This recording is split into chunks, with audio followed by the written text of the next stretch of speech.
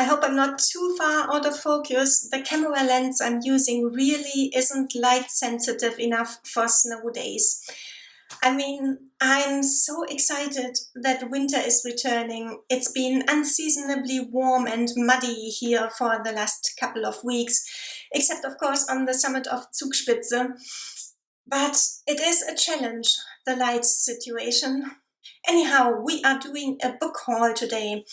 You might be wondering, isn't it a little bit late for a holiday haul? But I had a birthday early in the year, so I thought I'd wait until now to film my book haul. This book haul will contain books that I bought all during December and at the beginning of January, because by default, everything you do in December is holiday related, and so each book you buy in December is a book that you spoiled yourself with for the holidays. And I bought some very exciting books in December and at the beginning of this month, so I thought I'd share.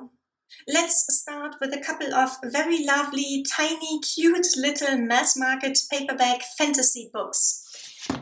The Hallowed Hunt by Lois McMaster Bujold. I've only read one book by Bujold before, and that was the first Penric and Desdemona novella.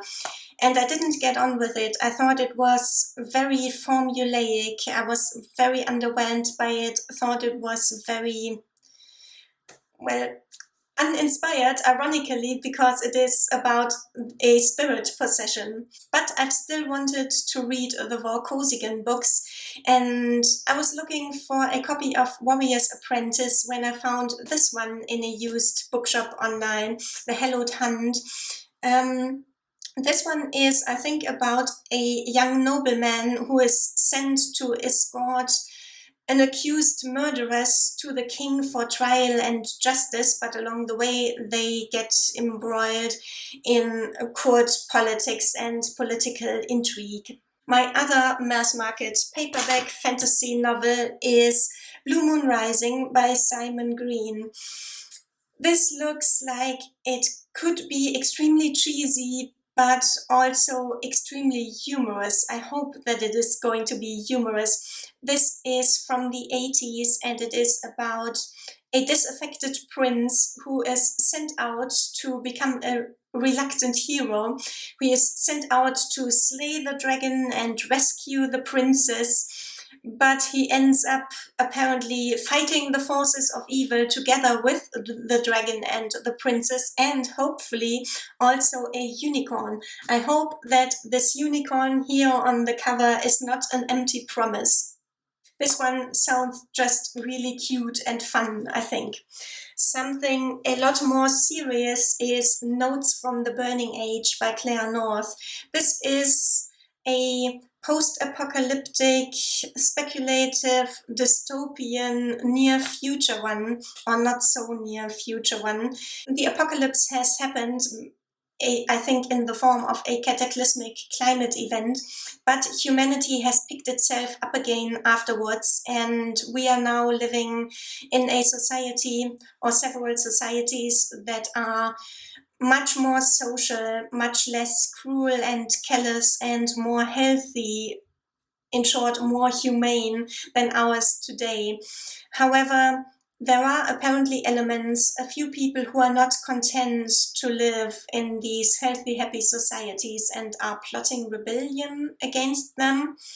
I assume from reading the back cover text, which I have just summarized, that the title is a reference to Dostoevsky's Notes from Underground, which is about this dilemma and this phenomenon that apparently people can't be happy and content with being happy all the time. Anyway, the protagonist in this one, I think, is sent as an undercover agent to spy on those rebellious elements. And who knows, maybe the supposed villains in this story turn out to be not the villains after all. This is how I imagine a story like that is going to go. But of course, I don't know yet because I haven't read it yet, have I? And I have another speculative dystopian one, but this one German for a change. It's Corpus Delicti by Juli Zeh. This is called The Method in the English translation. Now, you probably know that I don't usually read German contemporary literature. The reason for that, or the main reason, being that I don't get on with German contemporary literature speak. However, I heard the booktuber Inga Louise, who is from South Africa, talk about this book several times, and she loved it and recommends it, and she got me curious. So now I ended up picking up a book by Juli Zeh, who is a very big name in German literature at the moment. I ended up reading a book by her only because a YouTuber from South Africa recommended her. That is so funny, but also so cool, I think. Hey, Editing Eva here, who realized that she forgot to say what this book was actually about. To keep it short and snappy, this sounds like it is a mixture of Brave New World 1984 and Kafka's The Trial, and in fact, the subheading is A Trial. However, I've read that the inspiration for this book was actually Demolition Man. Make of that what you will. And now category modern classics, but we continue with another speculative dystopian one, The Chrysalids by John Wyndham. This is, I think, about a post-apocalyptic society that is stable, but also very illiberal and has very strict, harsh laws. John Wyndham is an author who I imagine would be perfect for commute reading on the bus, because he is, on the one hand, not very difficult to read. His language is very straightforward. The meaning is not coded in any particular way. Yet, on the other hand, he is intellectually engaging rather than emotionally engaging, and that makes him perfect for reading in a distracting environment on public transport with disruptions all around. But then again, like the copies of the two other books by him that I own, this one has tiny, tiny text, and that makes it very unsuited for reading on the bus. So now I don't know what I'm going to do with this copy. My next modern classic is, believe it or not, The Catcher in the Rye. You might remember that a few years ago I made a video about books that I loved when I read them when I was much younger, many, many years ago, but that I suspect that I would loathe if I read them now. And this book is part of a project of books that I think will go the other way. Books that I disliked, or rather thought were very bland and nondescript when I first read them, but that I suspect I might like better now. In addition, this one I first read in the German translation, and I think a lot gets lost in translation with this one. Last summer, the booktubers Carolyn and Emma from the channels Carolyn Marie Reads and Emmy read this or reread this and were surprised by how much they enjoyed it, and the way they talked about it made me really curious and made me give it another try, and now I finally bought my copy. My next modern classic is a more experimental one. It's Ice by Anna Kavan. I bought this mainly because of certain personal buzzwords in the description, like ice, frozen landscape, darkness.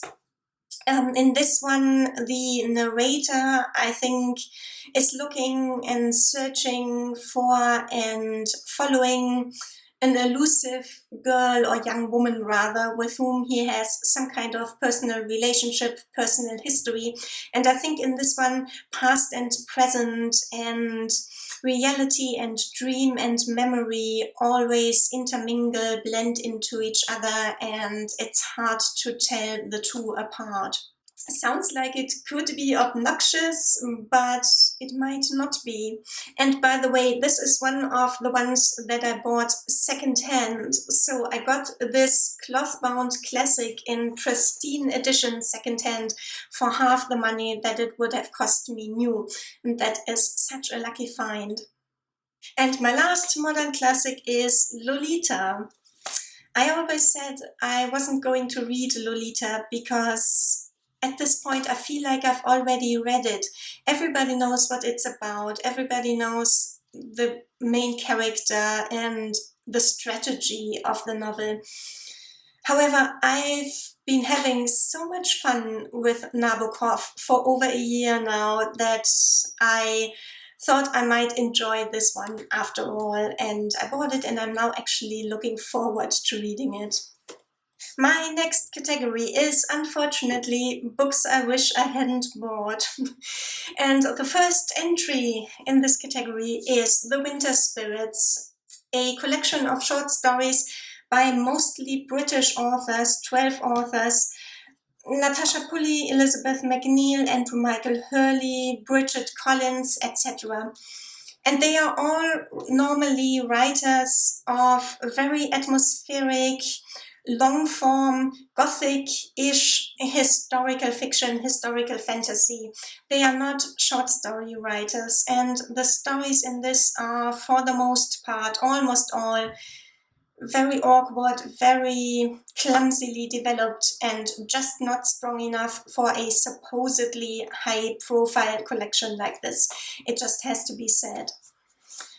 The second and thankfully last entry in this category was entirely a me problem.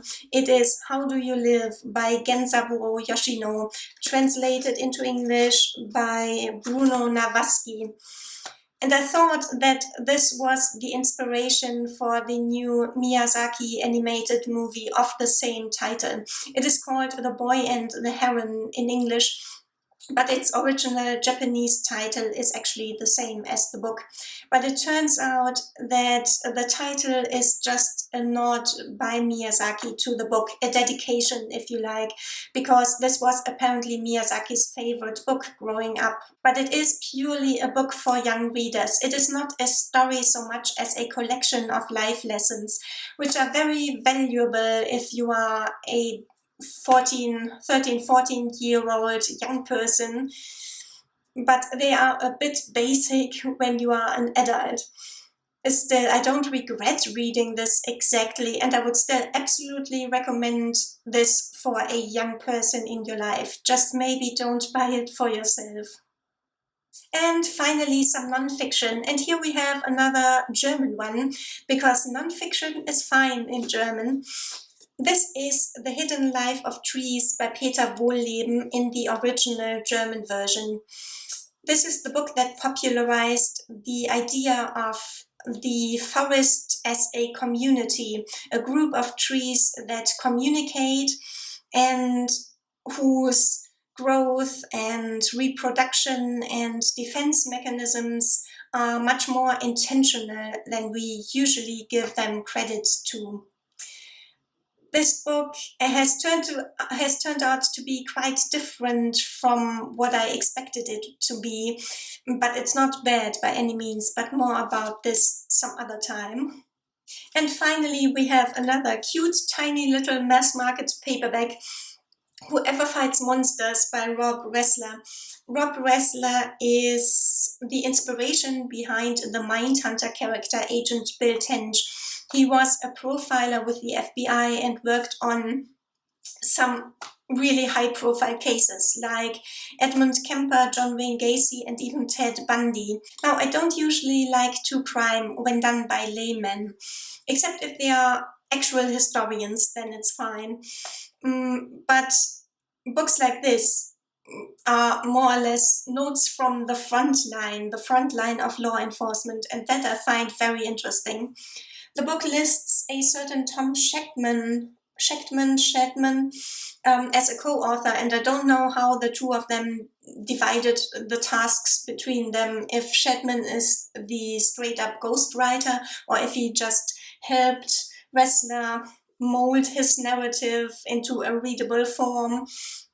But these are the two co-authors of the book. Now, it is actually a big reading resolution for me for 2024 to read more nonfiction. However, I want to make it academic and scholarly non-fiction rather than narrative non-fiction like this actually. But at least this is a beginning, I guess. So this is my holiday book haul, and I'm very, very excited about all the books in this haul, except for the ones that I've already read and disliked, I guess. But before I can enjoy them, I have to go outside and enjoy the snow. I hope that wherever you are, the weather is treating you well as well. And I'd see you again very soon, guys, with another video. Bye for now.